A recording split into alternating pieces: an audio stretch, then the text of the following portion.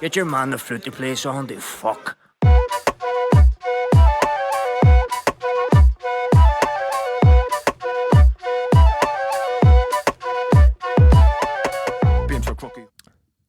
Motivation is such an aggravation. Accusations, I don't know how to take them. Inspiration is getting hard to fake it, and concentration, never hard to break it. And situation, never where you want it to be. That was a poem submitted by a listener of the podcast, Derek Wibley. Thank you very much, Derek. Kajima Tashi, you pricks, and welcome back to episode number 130 something of the Inline G Flute podcast with me, your host, Inline G. Where else would you get it, by the way?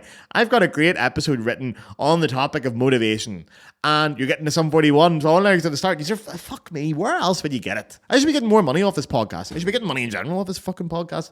Actually, do you know what I'm going to do? I thought about this today. I'm going to do my Patreon read right now. I'm going to do it straight out the door because I feel like a lot of you wait until I do it towards the end of the episode and then you don't really give that much of a fuck, or the people who listen regularly will skip it. Also, if this is your first episode of the podcast, Jesus Christ, I'm sorry. That was a hard entry, but bear with me for a couple of minutes. Anyway, the Inline G podcast is free. And it'll always be free. That is a motherfucking guarantee. But if you wish to donate to the podcast, you can now do so through the Patreon. On the screen is the address. And for the audio listeners, it's patreon.com/the Inline G Flute podcast. The link is in the bio. Listen, the Patreon costs €5 per month. You can even sign up for 1 month, cancel the subscription straight away, and just make a one-off payment. I make this podcast every single week. Every Friday for the last 130 something weeks, bar one, you've got a podcast episode. They're totally free. It's a lot of fucking work, and I love making them. So if you want to support the podcast and keep it going, sign up to the Patreon. Or, listen, if you listen to one episode or 2 episodes in the month and you think, fuck, that was good. If I saw Gareth in the pub, I would buy him a pint to say, thank you, I really enjoyed that. Thank you for that little bit of entertainment to get me through my day. You can do it online. Fuck's sake, a $5 wouldn't even get you a pint these days. So go ahead and do it, please. Listen, the way it works is you're not going to get much extra content. I don't make any extra episodes for Patreon only. I've been tempted to, but I believe that the Inline G podcast should be free for everybody. Because people use it for different reasons. They also use it for research. Don't know if I condone that behavior. But it should be free. You should get it all the time. But if you want to help me out, it's very appreciated. There are no sponsors in this podcast. I'm very open about this. Sponsors do approach me regularly, but they always say, you can't swear, you can't talk about politics, blah, blah, blah, blah, blah. And they can go fuck themselves. We are the biggest flute podcast in the world, and we are 100% listener funded. How fucking rock and roll is that, man? So come on in and support it. It is so it's only a $5, guys. It's €5 a month, or whatever that is in your currency. I think dollars is pretty much 5 something. Pound, it's not even that. You know, it's like £4 or something. It's fuck all. And Patreon goes in all the currencies. It just adapts to your currency. So you got no excuse. If you can sign up, it'd be very, very, very, very appreciated. For the work I do for this podcast, it'd be amazing. And you're supporting an independent podcaster. You're not giving your money to fucking Netflix or Disney Plus. What are they going to do with it? Bomb Palestine with it? I'm not going to do that. I'm maybe going to drink it. That's about the extent of it. Thank you very much. Anyway, here, by the way, no greater motivator in life, is there, than cold, hard cash. So, I've got a great episode for you planned.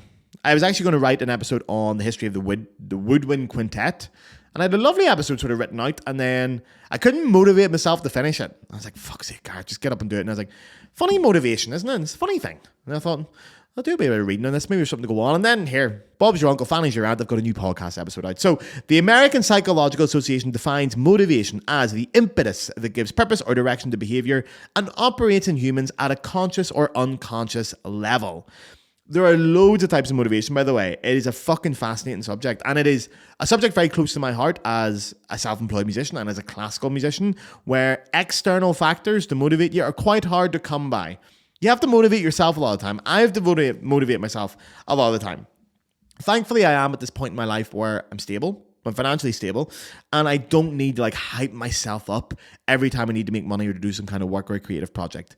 And it's very nice. I'm making passive income and I can enjoy it.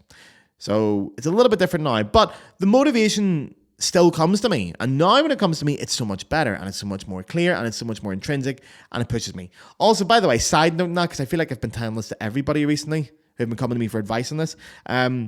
Start saying no. Lads, start saying no. I have been working with some incredibly talented musicians recently who get very stressed out about fellow musicians, organizers, producers, bookers, parents of students, blah, blah, blah. And I'm like, just tell them to fuck off and make the decision, if you can, obviously, make the decision to just not give a fuck. Because I did it like a year ago and I haven't been stressed once about anything I've done professionally. And it's going better than ever. You'd be amazed how it works. Anyway, I'm back to motivate myself. And it's a fleeting thing. It sort of comes and it goes. Do you remember that wee black fella in the Harry Potter movies? I think it's in the third one where he says, "So trying to catch smoke." That was my best English accent. It's like trying to catch smoke, and it is, man. It disappears all the time. But understanding is power. And I've got yous. So we're going to go through the different types of motivation, first of all. Because I didn't know there was this fucking many. But it is fascinating. So the first form of motivation is intrinsic motivation. So that's your inner voice. People call it the calling, your thing you're meant to do. It's like your really fucking deeply held convictions that get you going. They fuel your behavior. They fuel your feelings. They're locked into you for years. It kind of involves like that genuine passion for something. And the activity itself, just doing it itself, is the reward. And that's very intrinsic and deeply entrenched. It's a very good type of motivation to have, but it shouldn't be the only one. It's not the only one that works, okay? And it on its own can be a little bit existential at times. So there are other ones to mix in with it. The second type of motivation is extrinsic motivation. Now that uses external incentives to drive your attitudes or your behaviors. Oftentimes, we're talking about punishment and reward systems, but the impetus always comes from a source away from you, from outside the individual. So, examples of that are like, getting praised for your work, or getting a reward, or getting a promotion, or winning a prize, etc., etc. Intrinsic motivation is usually framed as the more long-lasting type of motivation, the more impactful form of motivation, but it's not inherently better than extrinsic motivation. Generally, a mixture of these two motivations, like a synergy of them, gives you both that long-term engagement, but the short-term engagement as well. It motivates you on two different levels. And it offers like an initial motivational boost when, like extrinsic motivation, it gives that little boost at the start when your intrinsic ones are a little bit lacking. And sometimes it gives you sustained reasons to work hard. So it's a good thing to have in certain doses, which we will get to later. The next type of motivation, introjected motivation. So this is mentioned in self-determination theory, which we are going to get to, SDT. Introjected motivation blends external and internal sources of motivation in a way that may feel intrinsic, but is actually externally driven. So it may involve internalized attitudes or pressures, including feeling uncomfortable, particularly talking about guilt or shame here. These are the two big things that are related to introjection motivation, or introjective motivation. So those who experience introjected regulation may not be sincerely compelled by their authentic core values, and they may also lack specific benchmarks typically tied to extrinsic motivation. It's a really interesting one, that one. It's essentially being motivated by guilt, or to prove to others that you're smart. That's a good example of introjected motivation. It's always avoiding the negative and staying away from the negative. It works, it's very durable, but it is directly linked to high stress levels, anxiety, and unstable or poor self-esteem. So you have to be careful of that one. We're going to get to that as well. But identified motivation is the next one. So identified motivation is choosing goals that align with your personal values. So this describes a really unique phenomenon in which individuals may feel driven to pursue certain activities or fulfill certain various obligations because they align with specific values. And this is like an autonomous approach that can be profoundly purposeful. My favorite example of this is brushing your teeth. You are motivated to brush, well, I hope most of us are motivated to brush our teeth. Says a man using his to tighten his wristband. But you don't brush your teeth because you're guilty. You shouldn't anyway. And you don't brush your teeth for the love of the game. You don't do it for pure enjoyment. It's for the value of it. It's very internalized. You know why we brush our teeth? Because otherwise we're going to end up looking like Shane McGowan. And it's also why that specific example of brushing your teeth, music teachers use that all the time. Doing your scales should be like brushing your teeth. And what we mean by that is it should be something you just do on an automatic level. The motivation should be so internalized just for the pure benefit of it that you don't even think about it or consider it. Doing long tones, playing scales, all that shit that your teachers tell you to do all the time. That's a really good example of identified motivation, because you're identifying what is the purpose of it, and that in itself is the motivating factor. Very, very good. The last type of motivation, by the way, is amotivation, where it's that state where you have no motivation, essentially, or no like reason or desire to act or do anything. It's that kind of why fucking bother attitude. It's a bit of a paradox because it's not really motivation in itself, but it is linked to the motivational styles. So we put it in. Now, if I follow on from that, because I'm going to go down this rabbit hole, you're basically following down the rabbit hole. You're going through my open tabs here of how I've just clicked on one thing to another. Also, how fucking man is it that these days Wikipedia is now a credible source of information because we don't use ChatGPT. Also, fuck ChatGPT. I never use ChatGPT for this podcast. You can tell because of the chaos and misorganized thing of it. It's a fucking disaster, this podcast, in so many ways, but it's proof at least that we don't use ChatGPT because it's fucking dog shit. I had an argument with it again this week because I wanted to work out how many games left that, I think it was Leverkusen, how many games, football team, how many games they had left to play in the Champions League. And I went, Leverkusen have 2 games left in the Champions League. And I went, okay, but I know they have 2 next month and they're playing tonight. So what's the crack here? And I went, sorry, Gareth, you're totally right. Leverkusen have 3 games left if you include the game tonight. And I'm like, why wouldn't I include the game tonight? It hasn't happened yet. It's in the future. And he's like, it gaslights you, man. It's like, well, you didn't really make that clear, Gareth. And it's a good point, Gareth. Actually, I'm going to, fuck up, you fucking robot. I'm going to unplug you. I take so fucking thick with that machine. Fuck it. Absolutely. Sorry. Okay. Anyway, so I clicked on the next link and I sort of went down this. And I came to a thing that I've seen, and you've probably seen a lot, of the hierarchy of needs. Maslow's hierarchy of needs. Now, it took me a while to work out. Not took me a while, but I didn't know that the guy was called Abraham Maslow, first of all. I didn't know it was like this whole thing was developed in 1943. Like that's in balls deep in the Second World War, by the way. What was this fella up to? But Maslow's hierarchy of needs is one of the most renowned theories in psychological science. It's still a core thing that is studied and respected. It hasn't went anywhere. So basically, for those who are unfamiliar, you might have seen the diagram of it. So it comes as a pyramid, and each level gets more important and thicker and stronger. Obviously, the base levels, there's more to it, but the importance goes up, okay? So from bottom to top, if you look at Maslow's pyramid, there's 5 levels. The bottom level is psychological needs. So that's the basic biological requirements for humans to survive, like air, food, drink, water, warmth, sex is included in that, and sleep. Then the next level is safety needs. So security, stability, order, law, protection from physical harm and emotional harm. Very big need. And then we have the next one, which is the love and belongingness needs. So that is social needs. So things like relationships or friendship or intimacy or trust or belonging to a group or feeling part of a group. Then the next highest one, the penultimate one, is esteem needs. So that is the desire to have reputation, respect, prestige, recognition, self-confidence. All these things, they're going to build your self-esteem. The very, very top one is a thing called self-actualization needs. Now, that is the highest level. It represents the realization of personal potential, self-fulfillment, and seeking personal growth. It's a big one. Now, the first 4 there are deficiency needs. So you don't have it and you have to go get it. The last one is a growth need. And that's where real fulfillment comes in. We're going to get to it. Now, the general idea of Maslow's pyramid is that you don't go through it. You don't get to the next level, and then if something goes wrong, you go back down a level. We're always balancing all 5 of them. You could have needs for all 5 of them in one single day. But generally, the idea is the low-level needs, so things like psychological needs, that dominates our thoughts. If you need that, that really takes over your brain. Because, if you don't have air, it becomes pretty fucking urgent that you need to get some air. Or if you haven't got a house to live in, your self-esteem goes out the window. Fuck it. You need to get somewhere to put a roof over your head. They become very important. But Maslow's idea was that the true fulfillment comes from putting it all together, I kind of want to say. So, but also the last level.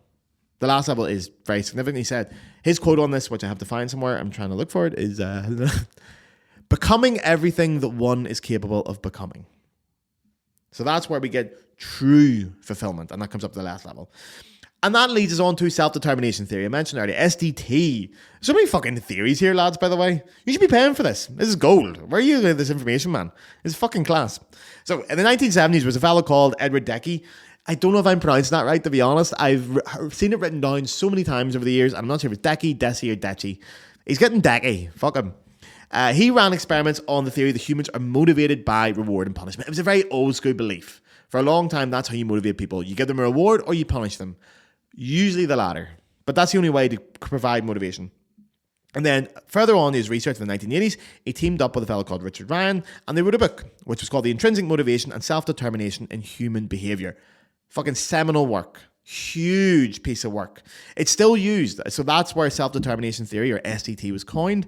It's still used today in education, in sports, in the arts, everything. It's still very commonly used and believed in. And basically, it's what I have been banging on about in this podcast for every time I do like a mental healthy kind of episode. This is my main point that I keep bringing up. And the thing that's stuck in my head, which regular listeners will remember, is the phrase, a happy fighter is a dangerous fighter. And that comes from the boxer, my favourite boxer, Carl Frampton, 3-time 2-weight world champion from Belfast, of course. I always get Belfast into this podcast somewhere. He said that when he changed his coach, he went back to fighting. And his idea was he was done with trying to motivate himself by hard work or grit or determination. Instead, be happy throughout the entire process, and that will make him more dangerous. And he was so right. And I've always said for years, there's studies to show that people learn better and absorb more information when they do it with a positive emotion or when they're happy. Well, now I'm putting my money where my fucking mouth is, because I've got those studies for you, and I've got the theories. I've fucking done the homework on it, lads. So SDT says that people are happiest when 3 psychological needs are met. Now, the first one is autonomy. You feel you have control over your own actions. You feel you're in control of yourself and of your own actions. You know what autonomy is, okay? The next one is competence. So that's believing in your ability to do things, basically. Effectively do your task. Do what you believe in your ability that you can get shit done and that you can see progress while you're doing it. And the last one is relatedness. Officially, it means developing meaningful connections with other humans. It's just getting connected to other people while you're doing it. They are the 3 psychological needs to be at your happiest. Happiest? Fucking 8, lads. I'm exhausted. By the way, I put up a status today saying that I thought Turkish food was average. And that the reason it's so popular in Germany is because German food is of such poor quality that it is a low bar for Germans to get over, and they are amazed by Turkish food because it's got salt in it. Honestly, by the reactions I've got from you people, you would have fucking swore I said Israel has the right to defend itself. People have been screaming at me. People have been calling me names, man. People have been threatening me because I said Turkish food is average and Japanese food is class and Chinese food is kind of shite. I made a little tier list of all the foods I think are made. Chinese food, Turkish food, Brazilian food's kind of shite as well. Pakistani food, not great. And you, honestly, the fucking backlash in this, man, fuck yes. I'm exhausted. I've been texting all day, angrily back to... Well, I haven't been texting angrily. I've been winding people up because I do love it. Someone sent me a huge big message explaining why Turkish food was great, and I was like, shite. Just right. Shite. Full stop, man. I love... Don't get wound up about food. Fuck up. Grow up. I'm going to wind you. I need to get off the internet, lads. I need to have something better to do. Okay. I have one more theory I want to talk to you about, because it was the next tab. Down the rabbit hole we went. It's called Expectancy Theory, and it was coined by a guy called Victor Vroom. You don't need to replay there or rewind. I did say Victor Vroom. Fucking Victor Vroom. It sounds like a villain from, what do you call it, Dastardly Races? Victor Vroom. Sounds like he fucking fights against Donkey Kong. Sorry, Victor, but man, you can't christen your wee kid Victor Vroom. Victor will go vroom vroom. I'm tired, lads. I think I'm delirious. Well, Victor, he said there are 3 things that contribute to motivation. Okay, now these are his words, okay? Because I had to Google some of these words. So the first one was valence. I hadn't fucking clue what that meant. But that is the placing of value on a specific reward or outcome. You know what that means. Instrumentality is the recognition that effort or performance will beget a particular outcome. And expectancy is the third one, which is the assumption that effort attributes to performance. This is really simple. That basically means that people feel motivated when they get their promised reward, whatever they're told they're going to fucking get it. And their efforts to get to that reward will be appreciated and will be making a difference. That's it. All these things lead into motivation. It's such a fucking fascinating subject. People really study the shit out of this because it's such a, again, it's like smoke. You can't catch it. And one of the things I found really interesting, and I went to check out a few studies on this because I was sure that I was right on it and it must be a thing. Motivation changes as you get older. It changes over time. And there are reasons for this. I think a lot of the listenership of this podcast is in and around my age. So I'm 33. This is what a young man looks like in Belfast, by the way. And you've probably seen what I've seen. You've seen what motivates you change. I used to be so motivated by goals and targets and getting this, getting this audition or playing with this orchestra or doing that piece and doing it that speed and showing off and everyone knows I'm great. But I've had a bit of time on this planet now and my motivation for what I do is very intrinsic now. It's very, very intrinsic because there's only a couple of things I really, really want in life. After years of sacrifice and all, and then going, what the fuck was that for? What I really want in life now is financial stability. I want friendships. I want loads of them. I've got loads of mates. I fucking love my mates. I'm with them all the time. I'm socializing all the time. I want to go and have cool experiences and see different countries, things I'm going to remember forever. I do want to have a bit more money. And I don't want to work that much. I'm not a madman for working. I don't want to be stressed. I just want to do my job, have a pleasant time with it, and then go see my mates and have a couple of pints in different countries. And all the other things that come with like performing. All my performances now are totally chosen. I don't need to perform to make money. All the projects I'm doing, I fucking love them. And I do them, when you say to me, like, in a couple of weeks' time, I'm looking, by the way, if there's anyone listening in Cologne, I'm looking for a clarinet player and a horn player to do a gig. And some Dvorak piece has been arranged for Wind Quintet. It's 430 quid for 1 day of work. 430 euros for 1 day of work. And the Wind Quintet go down, we accompany a choir in some town near Holland. You play for 40 minutes, you have a rehearsal beforehand. It's like 7 hours of your life gone. You get 430 quid. I would do that for free. I would love to just go and play this music with other great musicians, have a load of crack. That's where I'm at with my motivation to play music. The fact I'm getting paid for it is even fucking better. Every concert I do now, every single time I play the flute is because I want to. And I want to a lot now. But it's an intrinsic motivation of me enjoying music again. Not doing it to survive, not doing it to make money. And it's not really the most important thing in my life. If I had to stop playing the flute tomorrow, I'd be fine. I'd find something else. I've got loads of mates. I've got loads of stuff. I've got a great girlfriend. I've got a great life. Everything's fucking class and everything. So I wouldn't worry about it. But it's a lovely little cherry on top. And it scratches that itch for my creativity. But I think a lot of people are going to relate to that. It changes when you get older. When I was 18, that was not the case. I would have sacrificed all my friendships to be good at the flute. And I often did. But these other things bring you intrinsic happiness. It's what you really want deep down. And it's hard to realize that sometimes. But this all or nothing attitude, it starts to fuck off as you get older. Because it's not wise. It's not sustainable either. And it leads to burnout. It really does. Because the stakes are so high all the time. When actually you can just do it at a nice, gentle pace and enjoy it. And be happy while you're doing it and working out. Like, for example, dieting. It's the same thing. Like, as a former very fat man and quite a chubby man at the minute, because I put on 7 kilos, lads. 7 fucking kilos when I was home for a month. That's like over a stone between Ireland and Georgia. Fucking mad. I spent a lot of time dieting. When I was 18, 19, I lost like 30 kilos in a couple of months. I went on an amazingly hard diet. Like fucking stupid. Like no carbs for like 6 months. I was dreaming of spaghetti. It worked. But I could do that at 19. I was happy to sacrifice being fucking miserable for the end goal. Then the minute I got the end goal, I was like, well, fuck, what's the point in that? I'm not actually that much happier. It's probably happier when I can just eat spaghetti. And I put it all back on. Now, when it comes to diet, my attitude towards my weight is I don't balloon and I don't go back down. I put on a couple of kilos when I go to holiday. Okay, 7's taking the piss. But generally, I put on a couple of kilos when I go on my holidays. I come back and I lose them. And I sit with this lovely little 5 kilogram window. When I diet, I don't cut out carbs anymore. I just make this thing of like, well, I've got a calorie deficit. I want to get this amount of calories. If I'm having a shitty day, I'll go, fuck it. I'll eat a bit of bread or I'll get a pretzel or I'll eat something to make myself feel better. I'm not going to starve myself of it. And I'll gently make it up over the next few days. I don't need to panic about it. All or nothing's went totally out the window. And it's all linked to resilience. I wouldn't know that if I didn't do it all before. But you've been on the earth long enough. You build resilience. Why?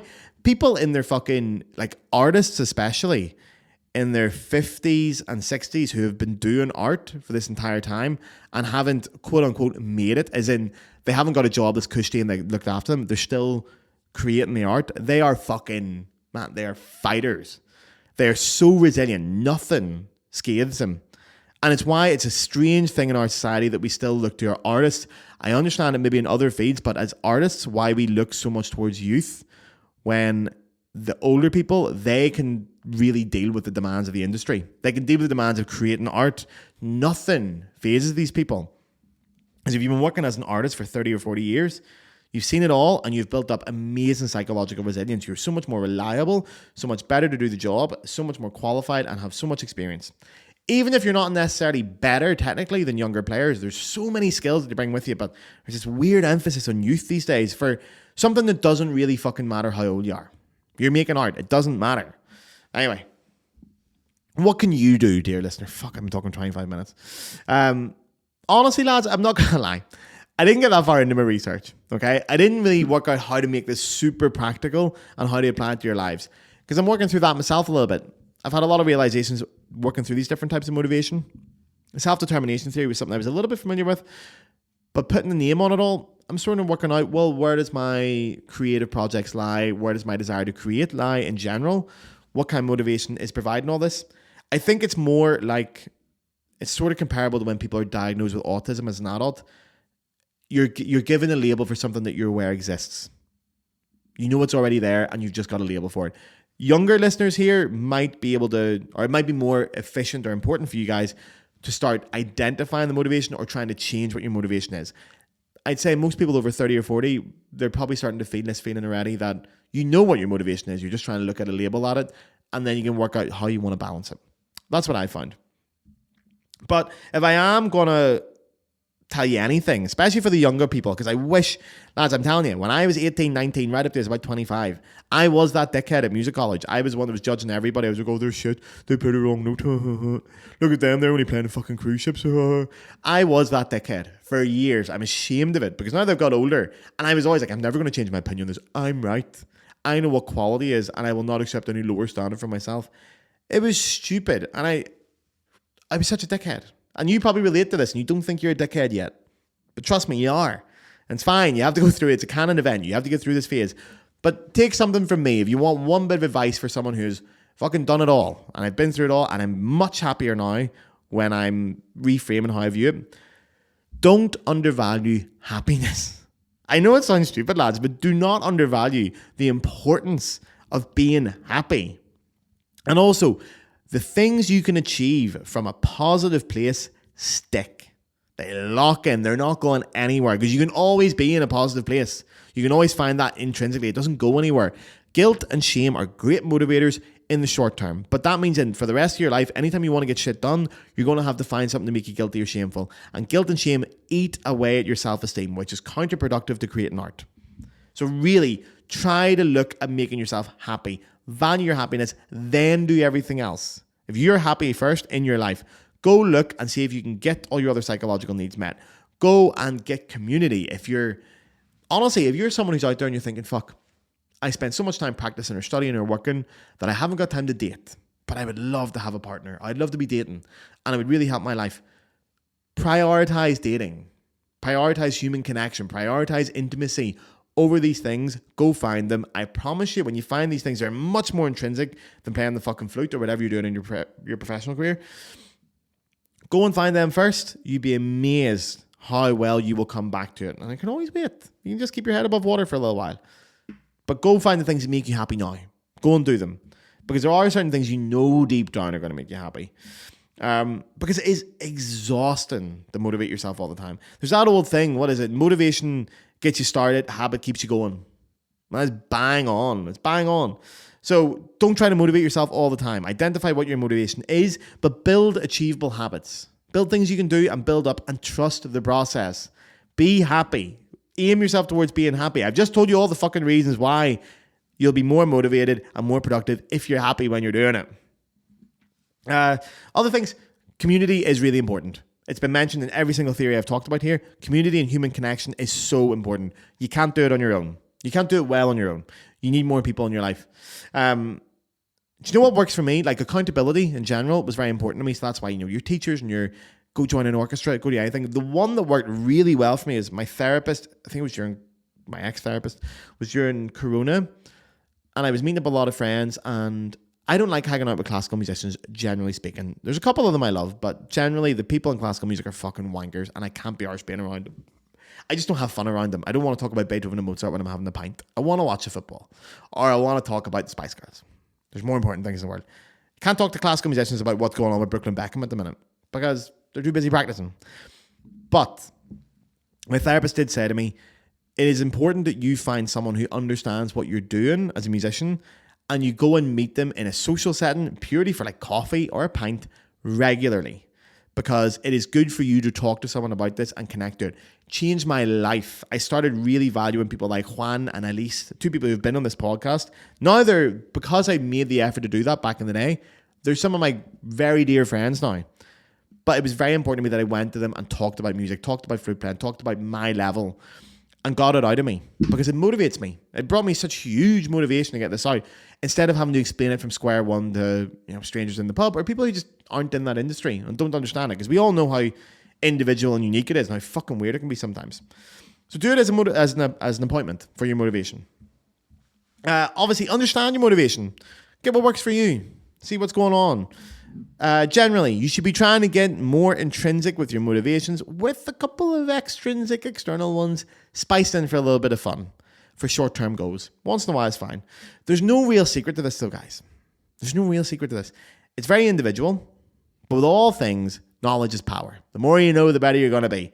So listen, lads, 31 minutes. On that note, I'm away to motivate myself to get a fucking few pints in me. It's been a few days since I've had a pint and I might just go for one now. So, lads, stay safe. Fuck ICE. Free Palestine. Mwah. Get your man the flute to play something, fuck.